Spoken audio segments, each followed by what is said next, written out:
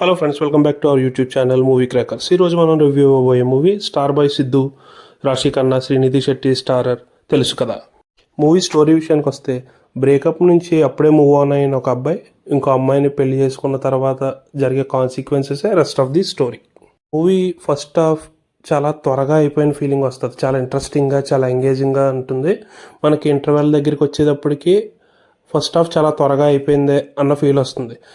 Performances wise కూడా first హాఫ్లో సిద్ధు అయితేనేంటి, రాశి ఖన్నా అయితేనేంటి, వైవహర్ష కామెడీ అయితేనేంటి చాలా బాగా వర్కౌట్ అయింది. మనకి చాలా క్రిస్ప్ రన్ టైం అనిపిస్తుంది. ఫస్ట్ హాఫ్ చాలా త్వరగా అయిపోయిన ఫీలింగ్ వస్తుంది.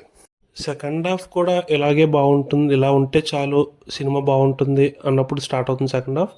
మనకు ఒక ఫస్ట్ 15 minutes కూడా బాగానే ఉంటుంది సెకండ్ హాఫ్.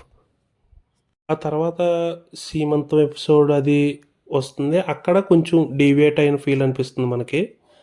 హీరో క్యారెక్టరైజేషన్ కూడా ఫస్ట్ హాఫ్లో చాలా క్లారిటీతో ఉంటుంది, బట్ సెకండ్ హాఫ్లో కొంచెం తడబడినట్టు అనిపిస్తుంది.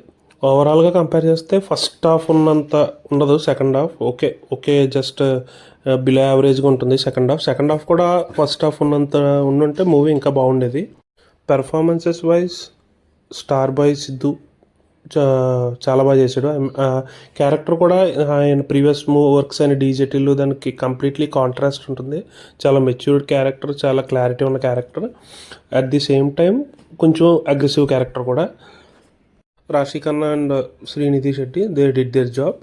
ఈ మూవీలో ఇంకా మేజర్ హైలైట్ ఏంటి అంటే యాక్ట్రెస్ వైజ్ వైవహర్ష ఉండడం వల్ల మనకు కామెడీ చాలా బాగా వర్కౌట్ అవుతుంది. ఇందులో సిద్ధు ఫ్రెండ్ రోల్ చేశాడు.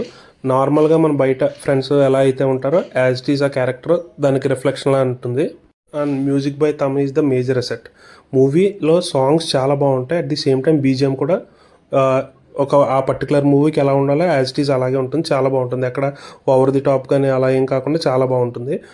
సాంగ్స్ కూడా సొగసు చూడతరమ అండ్ మల్లిక గంధ రెండు చాలా బాగున్నాయి.